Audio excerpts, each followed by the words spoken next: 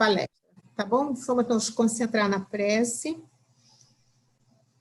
Amigo Jesus, estamos agradecendo ao Senhor pela oportunidade deste encontro contigo, sabendo, Jesus, que estamos lidando com muitos desafios da tecnologia.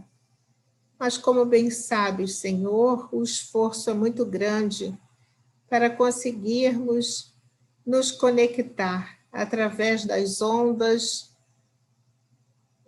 tecnológicas e conseguirmos unir os pensamentos, unir as nossas vibrações numa sintonia de harmonia e de paz. Pedimos por todos nós, pela nossa querida Priscila, que está fazendo esse esforço tão grande, pelo nosso palestrante, que é o amigo querido Luiz Cláudio, e por todos nós que estamos aqui no YouTube e aos demais companheiros que irão assistir posteriormente. Que a vossa paz permaneça entre nós, hoje e sempre. Que assim seja. Então, amigos, hoje nós convidamos o nosso amigo Luiz Cláudio Barbosa, que é um amigo de muitos anos e que gosta muito de estudar esses autores, né? Como o nosso querido Gabriel Delany. Então, por isso, a gente convidou o Luiz Cláudio para estar conosco, falando a respeito desse grande pioneiro do espiritismo na França, que é o nosso Gabriel Delany. Luiz, seja muito bem-vindo.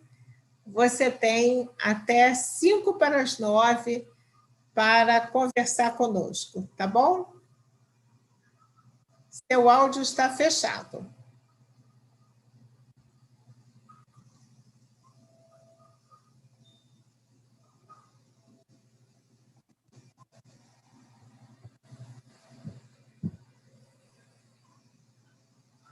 Fechou, abriu e fechou de novo.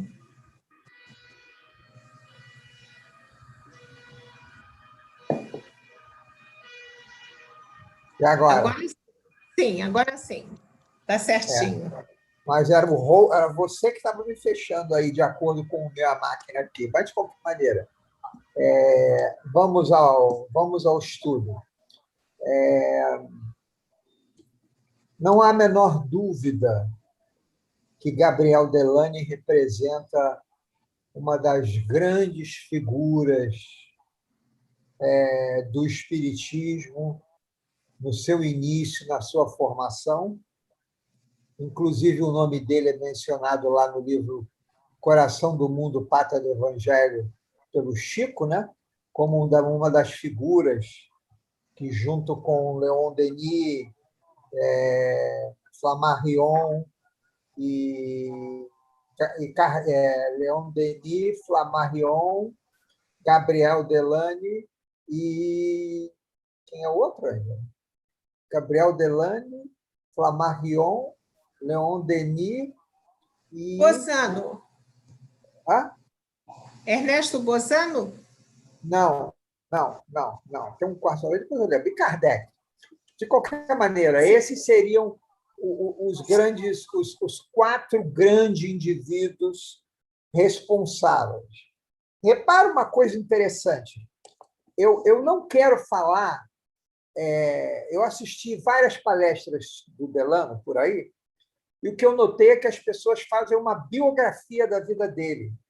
Aí ele nasceu tal dia, morreu tal dia, foi para a escola aqui, foi para a escola ali, tirou uma foto com Kardec, sentou no colo do Kardec. Fazem uma biografia da vida dele. O que eu quero fazer hoje é nós analisarmos qual era a situação do movimento espírita naquela época, principalmente logo depois da morte de Kardec. Foi quando Gabriel Delany entrou em ação, porque ele era um menino, né? Ele era 50 anos mais jovem que Kardec. Ele nasceu em 1857, desencarnou em 1926. Reparemos que o Leon Denis desencarnou também em 1925, e que o Nicolas Camille Flammarion desencarnou em 1923. Aí a gente fica pensando, será coincidência que esses indivíduos encarnaram mais ou menos no mesmo tempo e desencarnaram mais ou menos no tempo? Ou isso, na realidade, foi parte do planejamento do suporte que Kardec precisava, né, para o desenvolvimento do trabalho? Para mim, está claro que foi uma ação bem planejada, né? No caso do Leon Denis, não há como você falar do Leon Denis sem falar da família dele, porque o pai dele, o Alexandre Denis, e a mãe dele era uma médium, e eles eram espíritas há muito tempo e amigos de Kardec. O Kardec frequentava a casa deles e sempre levava um pirulito, uma balinha para o Gabriel Delany. O Gabriel Delany sentava no colo dele, isso com 3, 4 anos, e o Kardec dizia para o pai dele: esse vai ser um grande apóstolo do Espiritismo. Esse menino vai ser um grande apóstolo do Espiritismo. Então, nós vemos que tem alguns fatos que não são coincidência. E, se nós voltarmos um pouquinho no tempo, eu acho que não foge do tema, nós vamos ver que essa preparação para o lançamento da terceira revelação, ela começa no século XVII. Ela começa com o Swedenborg, né, que é um cientista, uma pessoa brilhante, de grande inteligência, que aos 50 anos de idade descobre que ele é médium mecânico e começa a psicografar e escrever sobre a vida no mundo espiritual. Até que, eventualmente, quando ele se declara espírita ou espiritualista, ele é expulso da Academia de Ciências da Suécia. E é uma figura importantíssima. Outra figura importantíssima também no século XVII foi o Frank Mesmer, né? Por causa do mesmerismo. O mesmerismo, ele conseguiu provar a força do magnetismo animal, que havia no homem alguma força que ia além da força física, e ele chamou essa força da força animal, dizendo, inclusive, que essa força podia curar. Isso se tornou um tema tão importante na Europa que o rei da França mandou uma comissão de intelectuais para a Alemanha para sentar com ele, estudar, e essa comissão foi composta por figuras importantíssimas, entre Charles Richer, e foi chefiada por nada mais, nada menos que Benjamin Franklin, que, na época, era o embaixador da Pensilvânia, na França. Então, você vê que tudo isso é background. Quer dizer, está sendo preparado o caminho para a terceira revelação. E se nós formos para outra parte do mundo, nós vamos encontrar coisas parecidas na Rússia, em outros lugares. Mas nos Estados Unidos, não vou falar das irmãs Fox, que todo mundo já conhece, né? O livro delas aqui no Brasil já foi traduzido para português. Quem descobriu esse livro e negociou para os direitos desse livro, e inclusive que permitiu a tradução desse livro, foi o meu querido amigo Wagner, que o sonho dele era fazer um filme nos Estados Unidos em inglês. A gente não conseguiu levantar o dinheiro para fazer isso, contando a vida das irmãs Fox. Seria um espetáculo, né? Você imagina aquele cenário do século XVIII, XIX, a Quinta Avenida, apenas casas. eram só mansões na Quinta Avenida, não havia prédios, não havia nada. Então, e era numa dessas casas que elas moravam com a irmã mais velha, que tinha casado com um sujeito rico, e ali elas faziam grande parte do seu trabalho. Mas existe um indivíduo muito interessante também, no século XVIII, 18, 19, que participou desse movimento. Deixa eu ver se eu tenho a idade dele aqui. Espera aí, ele é tão importante, não é possível que eu tenha esquecido de botar a idade dele, né? O Isaac Post. Ele nasceu em 1798, não consegui achar o mês em lugar nenhum, e desencarnou em 1872. Reparem que as irmãs Fox todas desencarnaram por aí, por 1870, 1870 e pouco. Ele desencarnou em 1872. Esse homem era um abolicionista, ele e a mulher dele, a senhora Post, porque se você fosse para o Canadá, chegasse do Canadá, o escravo era livre. Então, eles escondiam os escravos no porão da casa deles, alimentavam eles e ajudavam esses escravos a cruzar para o Canadá, onde eles seriam livres, né? E o que acontece? O Isaac Post, aos 50 e poucos anos, descobre que ele também é médium mecânico. E ele começa a psicografar numa velocidade incrível, né? Não dava tempo nem dele estar pensando no que ele estava escrevendo, mensagens do Benjamin Franklin, principalmente para as meninas. Uma das mensagens fala da necessidade da Maggie, da mais jovenzinha, da Maggie, Maggie Fox, dela ir para os Estados Unidos, para a Europa, passar um tempo na Europa, que a pressão estava muito forte em cima dela, e ela tinha as três irmãs, mas principalmente a Maggie e a Kate tinham um problema de alcoolismo, né? E aí ele manda elas pegam um navio, né, naquela época, vão para a Inglaterra. Esse navio faz uma parada de um mês na França, onde elas descansam, e a gente não tem detalhes, mas elas se encontraram. Ela se encontrou com Flammarion, Gabriel Delany, Leon Denis e outros espíritas. Tiveram várias reuniões com ela, que não foram públicas, foram fechadas, existem poucos detalhes. Isso em 1870.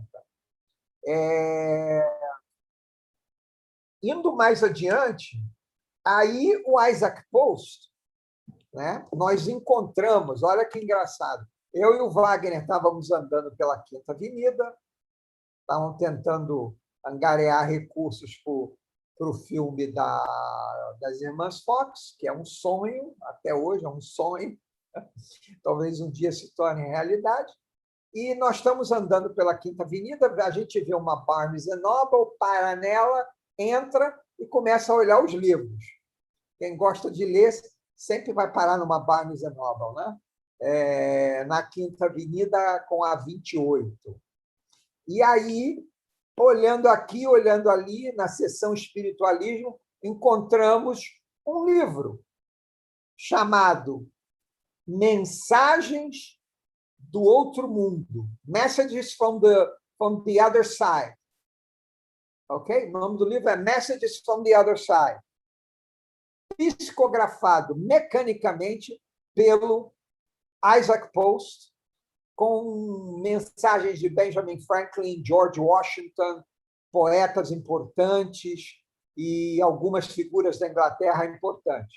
Mas o mais interessante é que esse livro ainda não foi traduzido para o português, mas a gente já trabalha para isso. O mais interessante é o seguinte: esse livro foi lançado em 1852, 5 anos antes do Livro dos Espíritos. Se você ler a introdução, que é de 6 páginas, do Benjamin Franklin, falando sobre a vida no mundo espiritual, você vai dizer, foi daqui que o Chico copiou isso.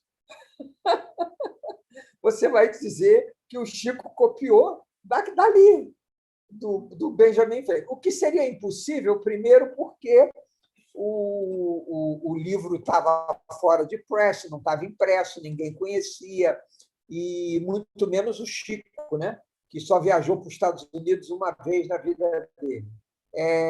Mas a descrição é igualzinha, bem parecida com o que a gente lê nas obras de André Luiz.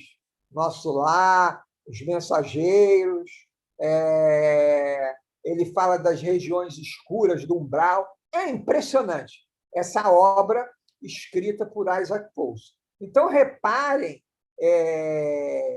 tivemos aí um outro grande médium também, que foi o Andrew Davis Cartwright, que fazia curas maravilhosas, ele era vidente, e ele tinha a capacidade de flutuar, voar por 60 metros.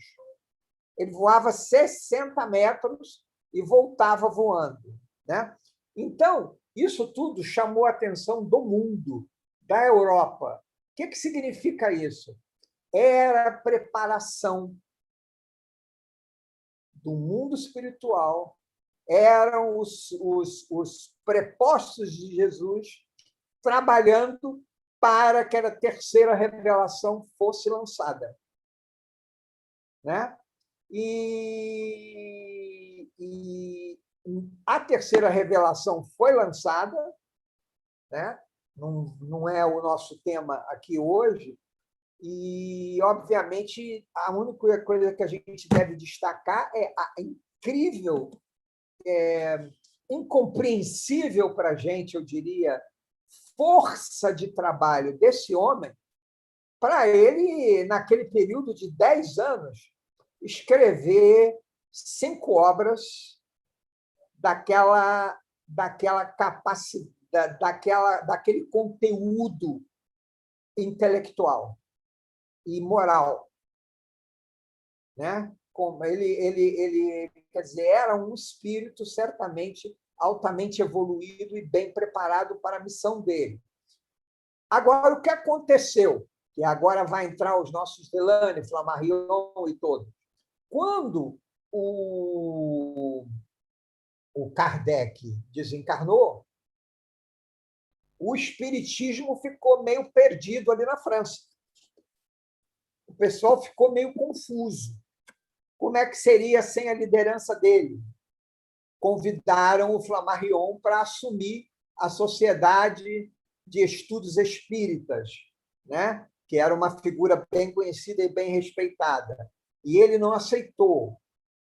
Não aceitou porque ele estava preocupado, a razão dele, né? Que ele expressa numa das obras dele, se eu não me engano, Deus da Natureza, era que o espiritismo era uma ciência que havia muita coisa ainda que estudar, havia muita coisa ainda que entender, e isso estava sendo deixado de lado e, rapidamente, já na França, o espiritismo estava virando uma religião. E por que estava virando uma religião? Por causa do seu aspecto consolador, né? Quer dizer, você acabou de perder um pai, perder uma mãe, um filho que suicidou, só esse conhecimento espírita pode te dar consolo. Então, isso preocupava um pouco o Flammarion, porque ele dizia que, olha, nós vamos virar uma religião e não a ciência espírita, que é o que nós fundamos. Mas, de qualquer maneira, na minha opinião, era um processo que eles não tinham como mudar, porque esse processo era necessário. Quer dizer, a gente já tinha, no século XIX, início do século XX, nós já tínhamos evoluído bastante. Claro que do 20 para cá a gente disparou, mas a gente já tinha feito uma evolução científica nesse período, nesses 100 anos aí, que, se comparada com o que a gente sabia 500 anos atrás, nós éramos uns tupiniquins, né? A gente ia ao estádio ver as pessoas se matarem, né? Se cortarem a cabeça, e a gente aplaudia e ria. Nós éramos ainda bem atrasados moralmente e intelectualmente, né?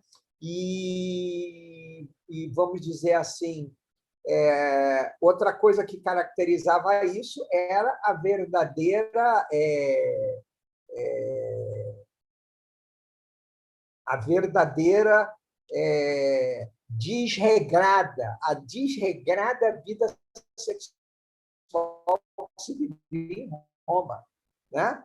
Era um troço absurdo. Ninguém era de ninguém. Então, era uma sociedade realmente podre por dentro, que enriqueceu, fez grandes conquistas através, mas ela era totalmente podre por dentro. Então, a necessidade da revelação, ela ficou um pouco perdida depois de Kardec. Por quê? Haviam 3 aspectos. Os que achavam que tinha que ser uma ciência, os que achavam que era uma filosofia com alguma consequência moral, e os que achavam que não tinha nada a ver com moral, porque não tinha nada a ver com religião. Existe muito interessante sobre o tema. Infelizmente, eu não trouxe, mas eu tenho uma carta, porque, no início, vocês sabem que o Chico não foi aceito na federação, né? A Federação Espírita ficou assim, meio com o pé atrás com o trabalho do Chico no início, isso nos anos 30, né? Ficou meio atrás, mas quando ela começou a ver a aceitação do público, aí ela, né, aceitou. Quem fez esse elo do Chico com a federação foi o vice-presidente, como é o nome dele? Bom, esqueci agora. Mas, de qualquer maneira, o Chico fez aquele elo com a federação, foi se aproximando, acabou, sob a orientação do Emmanuel, doando todos os direitos, praticamente todos os direitos do livro dele para a federação, né? E a Ângela sabe, nós fizemos um trabalho, fazendo uma vírgula aqui, no ano 2000 e pouco, quando o nosso querido, saudoso José Salomão Misrai ainda estava encarnado, reuniu um grupo e a gente fez um trabalho para registrar todas as obras do Chico no nome da FEB, porque a FEB não tinha registrado, que significa o quê? Que elas iam se tornar domínio público e qualquer um poderia escrever o que quisesse daqueles livros.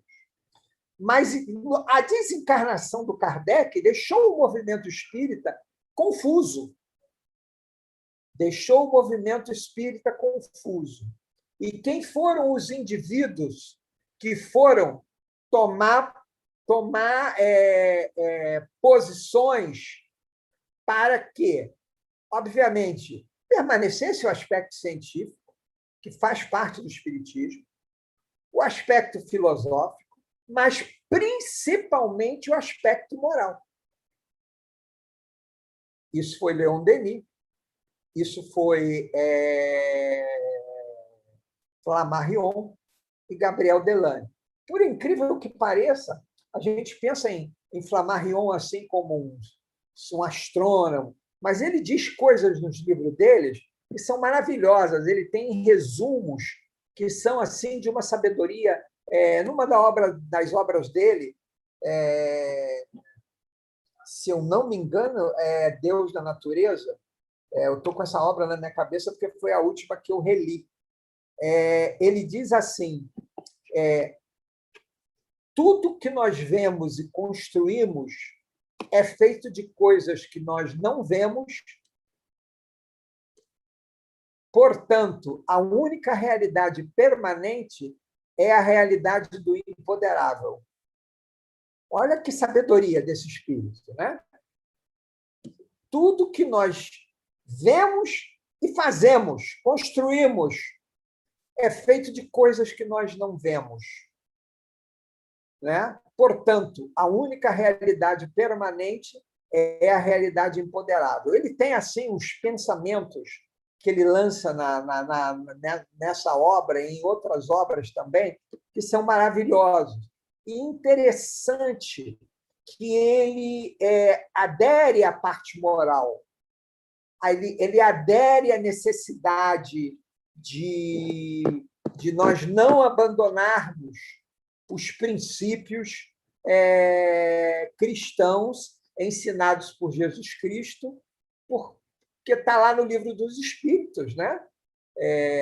Alguns de vocês devem saber a pergunta de qual é o maior exemplo que nós temos de pessoa que viveu na Terra, que representaria Deus em todos os seus aspectos. Os espíritos respondem: Jesus de Nazaré. Então, o próprio Flammarion defende o aspecto moral da doutrina espírita como consequência, repara bem, é isso que eu acho que é interessante. Essa obra aqui, que eu estou com ela, do Gabriel Delany, O Perispírito perante a Ciência, é obra que a gente hoje praticamente não lê mais nos centros espíritas. A gente não estuda. Essa outra aqui também, Evolução Anímica, de Gabriel Delany. São todas obras publicadas em 1920, 18. Achei as obras espetaculares. Essa obra, O Espiritismo perante a Ciência, é maravilhosa. Eu não conseguia parar de ler, né? E em vez de trabalhar na palestra, eu estava lendo livros de tão interessantes que ele é. E quando eu peguei o outro, Evolução Anímica, fiquei na mesma, impressionadíssimo com como ele cuida direitinho dos 3 aspectos da doutrina e mostra que por que a parte moral é importante. A parte moral é importante não é porque se eu fizer o bem, né, eu estou necessariamente garantido um lugar no céu, porque depende muito desse bem. Depende muito desse bem, de como ele é feito e as condições que ele é feito. Agora, o conhecimento espírita,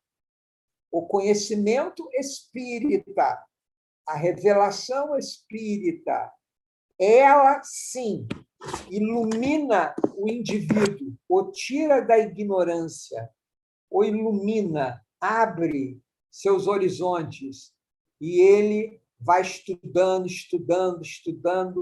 e aos poucos ele vai internalizando aquilo e se tornando um verdadeiro espírita, né?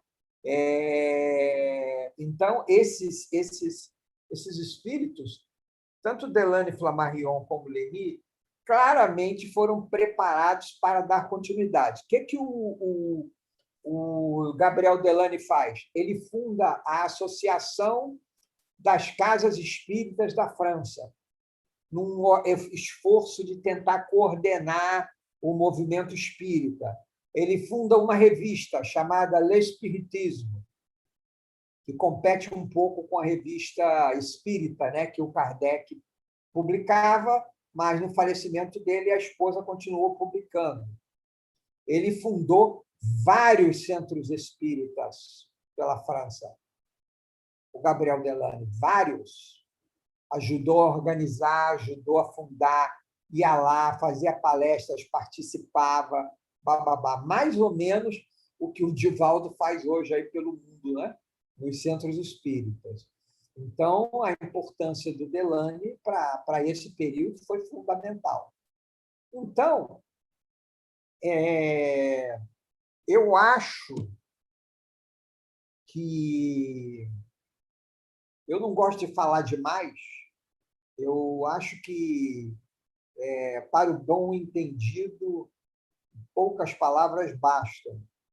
mas eu acho que eu consegui transmitir para vocês, eu espero, e se tiverem perguntas eu gostaria de responder, todo esse contexto de como a terceira revelação foi preparada, trabalhada e formada, e esses indivíduos, Gabriel Delany, Flammarion e Leon Denis, foram fundamentais para que o espiritismo se estabelecesse. E todos eles tiveram influência no Brasil, com exceção do Denis, né? Eu uma vez entrei num centro espírita na Argentina, um dos poucos que tem, e tem uma carta do Leon Denis para o fundador do centro, motivando ele a fundar o centro espírita, blá, blá, blá. Mas o Flammarion, no Brasil, ele teve mais influência, ele se correspondia com Dom Pedro II, que era apaixonado pela astronomia, apaixonado pelos temas espiritualistas. Os dois se correspondiam, né? Trocavam cartas e tinham planos de se visitar, que acabou não dando tempo. Se fosse hoje, seria mais fácil, eles falavam no computador, né? Mas e o Delany também teve influência no Brasil. Vários espíritas brasileiros procuraram o Delany, buscaram orientação do Delany para como formar um centro espírita, como ele via o Livro dos Espíritos, por que 5 livros, né? Por que o Pentateuco, o que significava aquilo, bababá, bababá. Quais as provas que a gente tinha científica de que o homem não morre, bababá, bababá. Tudo isso o Delany tinha respostas na ponta da língua. Ele tem vários livros, né? Eu comprei uns 5 ou 6 deles para ler. E, sinceramente, a coisa que me ocorreu é incrível como nós, espíritas do século XXI, não lemos e não estudamos essas obras. Eu acho que a gente está perdendo muito. Acho que é tudo que eu tinha a dizer. Luiz, a gente tem uma pergunta, por favor. O que você poderia dizer? Qual o maior legado? Você explicou para a gente a influência tão forte do Delany, do Leon Denis e do Flammarion. Qual é o maior legado, vamos dizer, Gabriel Delany para a doutrina espírita? Porque, por exemplo, esse livro Evolução Anímica é um livro que traz sobre perispírito, sobre, quer dizer, toda a evolução que a gente passa. Mas, assim, em linhas gerais, como é que você poderia avaliar qual o maior legado do Delany para o espiritismo? Olha, é engraçado o seguinte, Ângela, você conversando com as pessoas, cada um tem seu favorito, né? O meu favorito é Flammarion. Se tinha que dizer assim, eu sou flammarionista até o fim, porque acho as obras do Flammarion sobre o tempo e o espaço, a uranografia geral que ele escreveu lá na Gênese, é um tema que me atrai muito, porque eu sou um pouco ufologista, adoro ufologia, estudo muita ufologia. E eu acho que a ufologia é uma ciência prima do espiritismo, né? Existe um livro maravilhoso, novo, lançado em São Paulo pelo Roberto Campos, Eduardo Campos, um médium, chamado Universo Profundo, que trata do tema da ufologia no espiritismo, e o livro é ditado pelo espírito espírito que fez parte da revelação espírita, daqui a pouco eu lembro o nome. Eu acho que é difícil, Ângela, você medir qual foi a maior contribuição. Eu acho que a contribuição do Delany foram uma série de coisas que ele foi fazendo. Na minha opinião, se eu tivesse que escolher uma coisa como a maior coisa, eu escolheria a fundação da Associação Espírita da França, porque ali ele meio que exerceu um papel parecido do Bezerra. A coisa estava indo cada um para um lado e ele pegou e trouxe todo mundo junto e mais ou menos deu uma direção, né? uma ordem, uma estrutura organizacional de como os centros espíritas deveriam funcionar, como as reuniões deveriam funcionar. Esse foi um trabalho dele e talvez o maior de todos. A maior contribuição dele responder à tua pergunta. Eu acho que seria essa. Obrigada. A gente tem ainda 5 minutos. Eu queria saber se você tem alguma coisa a mais a nos falar sobre a revista do Delany. Olha, eu tenho a revista do Delany, mas eu não li. Não li, juro para você que não li. Mas eu acho, pelo que eu li sobre a revista, que não era muito diferente da revista Espírita. Entendeu? Não era muito diferente da revista Espírita. Era o próprio Delany, a própria opinião dele sobre os temas mais variados. Só que, por ser um pouquinho mais para frente, 20, 30 anos depois de Kardec, ele já tratava de temas mais modernos, entendeu? De problemas mais modernos. Mas eu não li a revista, para ser sincero com você, eu não a conheço profundamente. Eu li a revista Espírita, toda, de cabo a cabo. E eu gosto, às vezes eu digo para as pessoas, eu gosto mais da revista Espírita do que o livro dos Espíritos, porque na revista Espírita eu sinto que eu estou vendo a opinião do Kardec. Só que o livro dos Espíritos é as instruções dos Espíritos, né? Então a gente tem que respeitar. Meu livro de cama, meu livro de travesseiro, que eu durmo todo dia e leio um pouquinho, é o livro dos Espíritos. Porque eu acho que toda vez que eu estudo o livro dos Espíritos, eu aprendo alguma coisa nova. E o livro dos Espíritos me encanta a pergunta 55 e outras, a 178, 182, mas a 55, quando Kardec pergunta aos espíritos existe vida em outros planetas, há outras civilizações, e Kardec diz por acaso vós achais que são os únicos nesse universo todo? Pura vaidade de vocês. Vocês não só não são os únicos, como são um dos mais atrasados. Né? Então, essa resposta é maravilhosa e eu acho que ela diz tudo. Diz tudo. A vida em outro planeta, quem tem dúvida? O Chico não tem. O Chico declara no Pinga Fogo, né? E fala sobre o tema. E fala que se nós não tivéssemos uma terceira guerra mundial, nós chegaríamos a um ponto onde nós poderíamos ter contato direto com seres de outro planeta.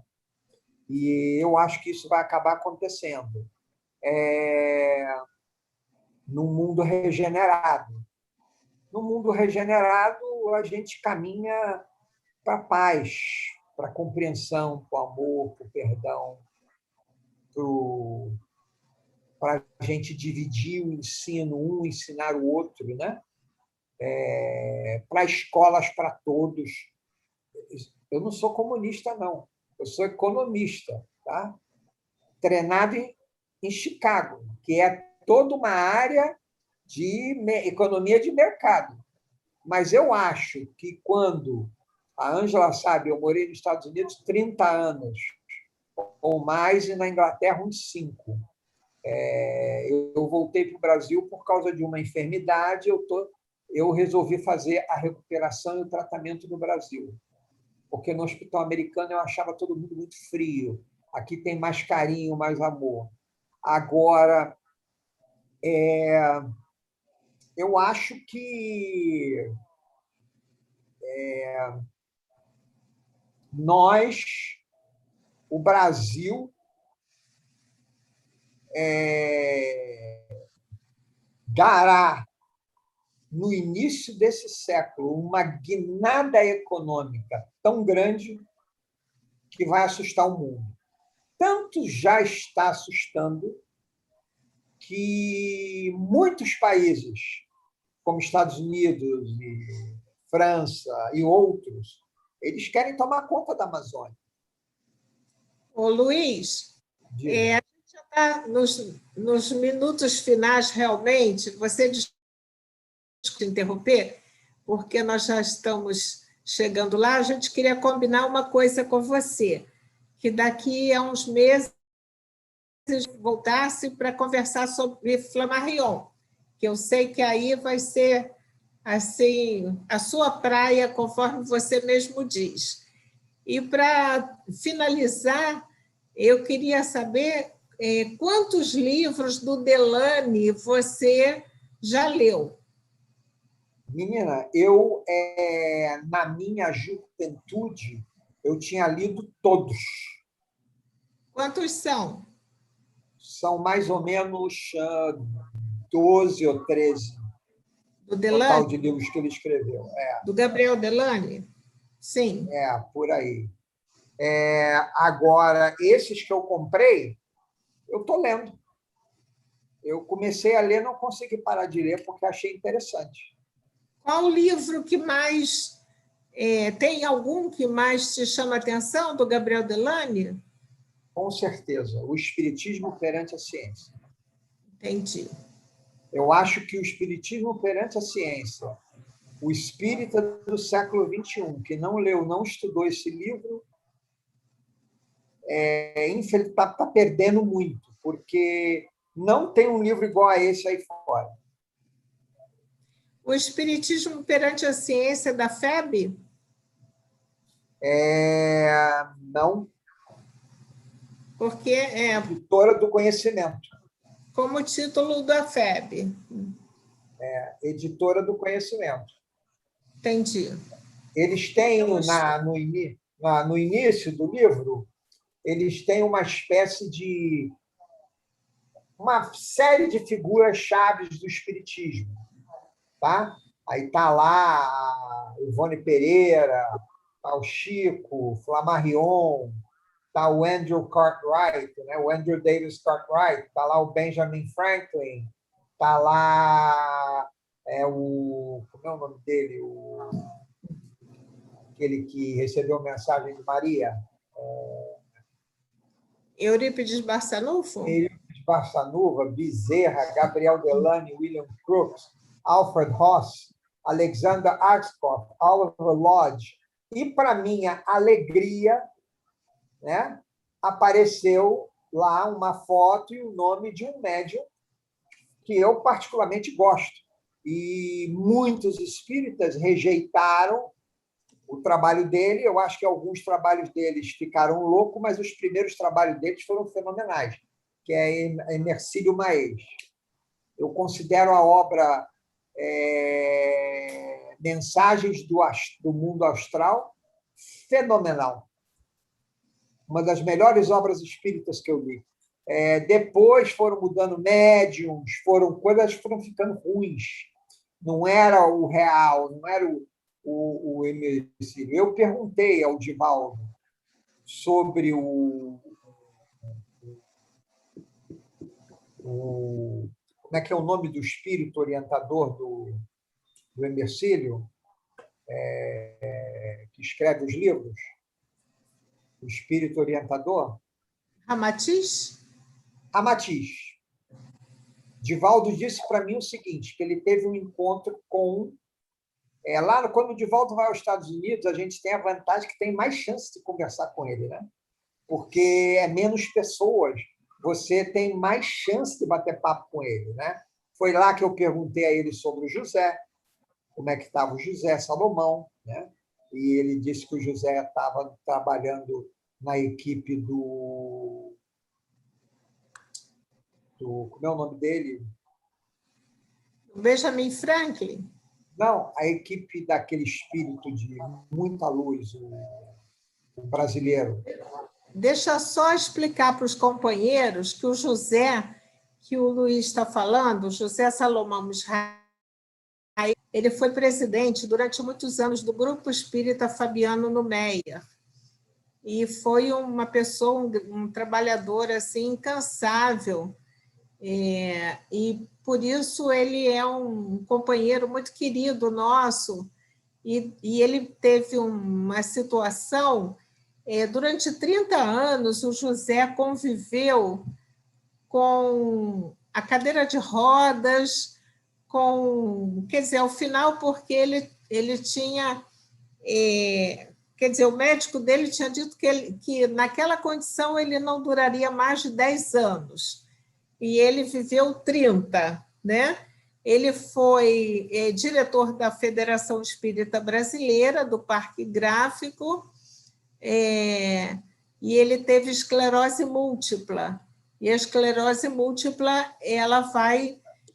todos os movimentos vão cessando. E, mesmo assim, o José foi responsável, durante muitos e muitos anos, pela Bienal do Livro, que acontecia lá, sempre acontecia aqui no Rio, no Rio Centro.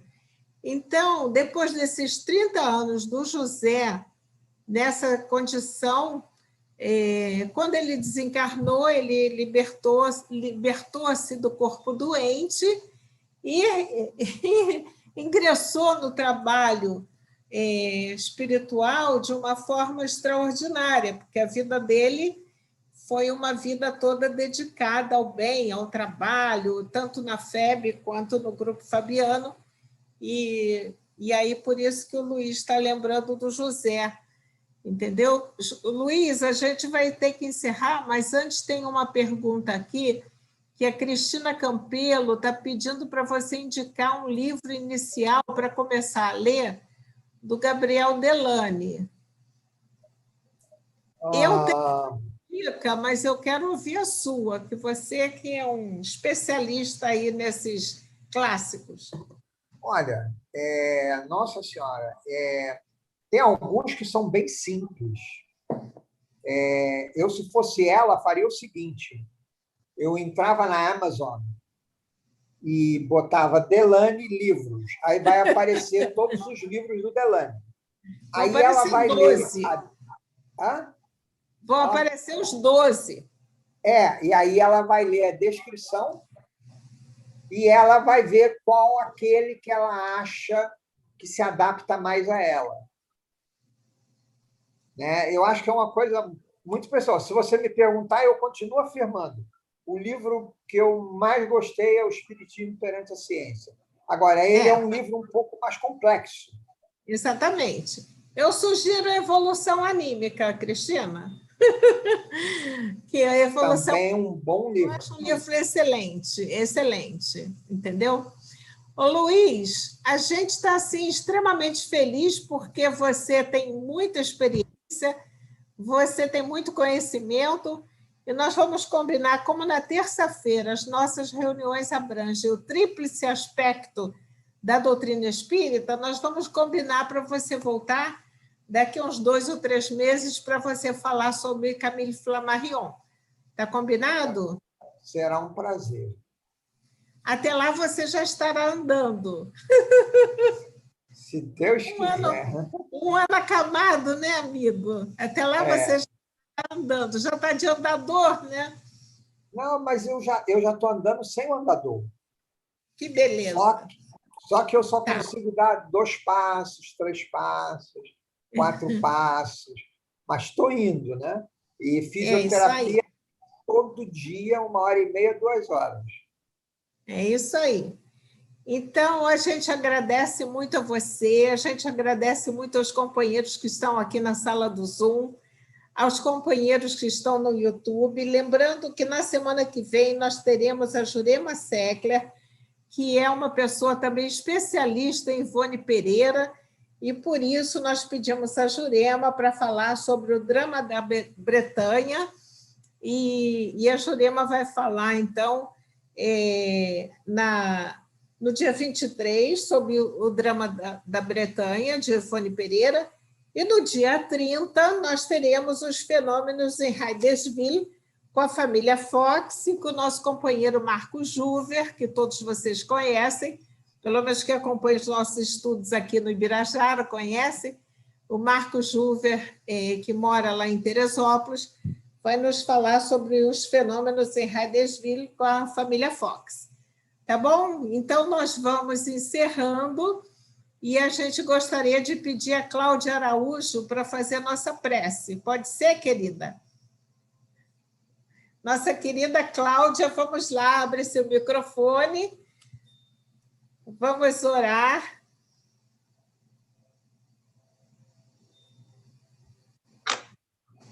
Vamos abrir os nossos vídeos, né, e orar com a Cláudia, tá bom? Vamos agradecer muito ao nosso Senhor Jesus e todos os amigos espirituais de todos nós. Agradecer por tudo que nós temos recebido de mensagens e estudos e ajudar para que todos nós possamos evoluir sempre, sempre na alegria, sempre no amor e procurar estar sempre assim unidos e graças a Deus a tudo que nós temos recebido. Apesar de todos os momentos difíceis que nós estamos passando, mas temos que agradecer por estarmos em nossa casa, termos o nosso teto, o nosso alimento e conseguirmos doar também o que temos, né? Um pouquinho de cada um, mas que acaba sendo muito para todos eles, né? Que a gente continue nesse trabalho do bem, nesse trabalho de amor a vida toda. Que Deus nos abençoe sempre, graças a Deus. Graças a Deus.